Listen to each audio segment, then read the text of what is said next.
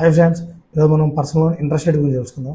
వ్యాపారం మన కస్టమర్స్ చాలా మందికి పర్సనల్ ఇంట్రెస్ట్ ఎలా వస్తుంది, ఎలా వేరియేషన్ అవుతుంది, చాలా డౌట్స్ ఉంటాయి.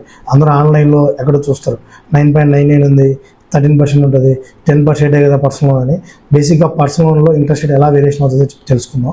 పర్సనల్ ఇంట్రెస్ట్ రేట్ అనేది బేసిక్గా మనము మీ శాలరీ కంపెనీ కేటగిరీ, అంటే కంపెనీ ప్రతి పర్సనల్ ప్రతి బ్యాంక్కి కంపెనీ కేటగిరీ లిస్ట్ ఉంటుంది. A category, B category, C category, D category, unlisted category. దాన్ని బట్టి కూడా ఇంట్రెస్ట్ అనేది వేరియేషన్ అవుతుంది. అలాగే సేమ్ థింగ్ సిబిల్ స్కోర్. మీ సిబిల్ స్కోర్ 730, 740, 750, 780, 790 ఉన్నప్పుడు కూడా మీ గుడ్ వస్తుంది ఇంట్రెస్ట్ రేట్ అనేది. అలాగే శాలరీ కూడా డిపెండ్ అవుతుంది. అలాగే లోన్ అమౌంట్, మన లోన్ అమౌంట్ మీద కూడా డిపెండ్ అయి ఉంటుంది ఇంట్రెస్ట్ రేట్ అనేది. 5 lakhs బిలో తీసుకుంటే ఒక ఇంట్రెస్ట్ రేట్ అనేది డిపెండ్ అవుతుంది.